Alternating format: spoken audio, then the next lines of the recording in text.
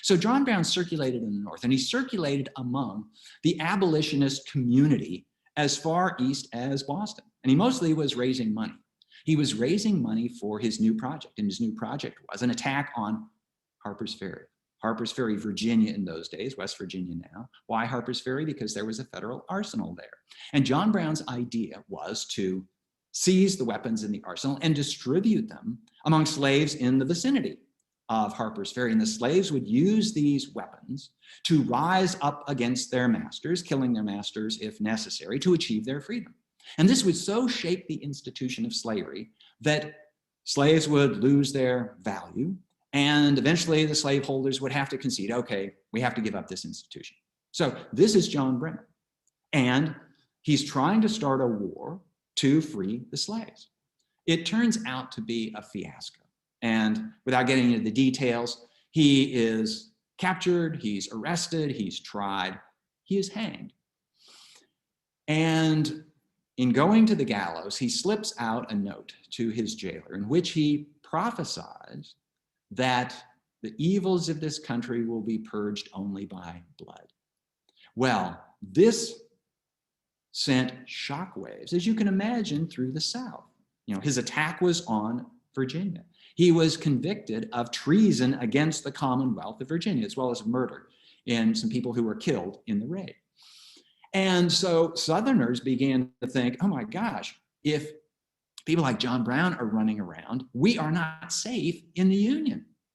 So this is the, oh, and then what made it worse was that people in the North, those Northern abolitionists, they hailed John Brown as a martyr upon his execution. And when Southerners heard of this, said, oh my gosh, not only do we have this murder run, we have people in the North who are praising, who are canonizing this terrorist, this murderer.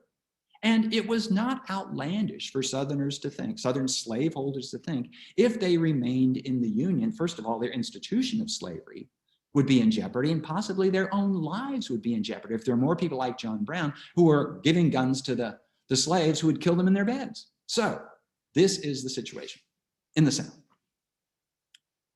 But it's not the entire situation in the North. In fact, Abraham Lincoln is watching all of this, and he shakes his head, he shudders when he hears of John Brown, because Abraham Lincoln looked at slavery and he said, this is evil, this must be undone, but it must be undone lawfully, it must be undone under the Constitution.